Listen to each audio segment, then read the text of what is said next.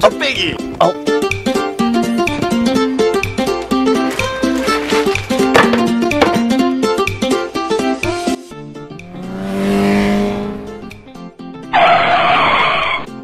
올드모드. 안녕하세요, 올드모트 정화섭입니다. 약간 고급차 같은 경우에는 이렇게 후드에 리프터가 달려 있습니다. 오래된 차들 같은 경우엔 유압이 터지거나 새는 이유로 그냥 힘없이 내려가 버리는 일들이 발생이 됩니다. 이럴 때 사실 난감하기도 하고 부품이 왠지 비싸 보이잖아요. 하지만 굉장히 저렴한 부품 중에 하나입니다. 제가 이렇게 부품을 구입해 왔는데요, 하나에 7,810원, 두 개 해가지고 15,000원 정도를,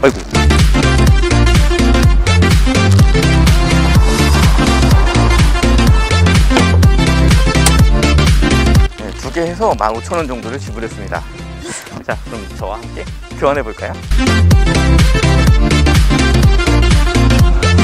후드랑 연결되어 있는 부분을 보게 되면 이런 식으로 클립으로 연결이 되어 있어요. 양쪽 다 클립으로 체결이 되어 있죠. 클립을 빼내면 쉽게 탈착을 할 수 있습니다. 일자 드라이버를 이용해서 홈에 끼워서 제껴주시면 손쉽게 탈착이 되죠. 그러면 클립만 제거하게 되면 이런 식으로 쉽게 제거가 됩니다. 이번엔 반대로 새로 구입한 리프터를 설치를 해야겠죠. 마찬가지로 클립을 제껴줍니다. 클립을 완전히 빼시게 되면 잃어버릴 염려가 있으니 중간쯤까지만 빼주신 다음에 마찬가지로 같은 위치에 설치해 줍니다.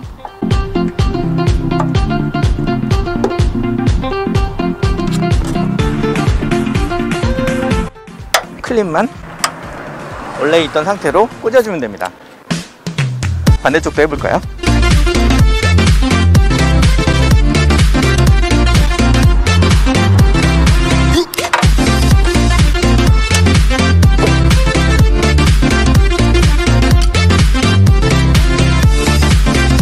반대쪽도 마찬가지로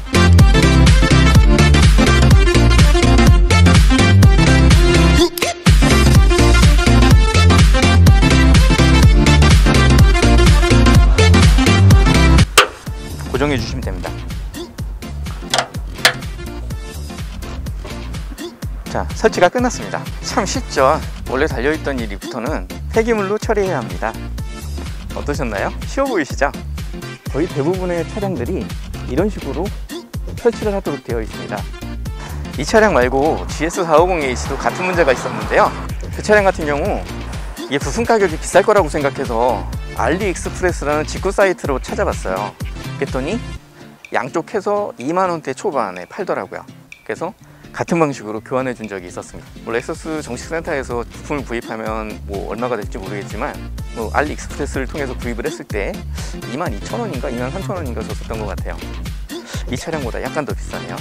여러분의 차량도 이런 문제가 있다면 불편을 감내하지 마시고 이렇게 손쉽게 교체할 수 있으니 여러분도 한번 도전해 보세요.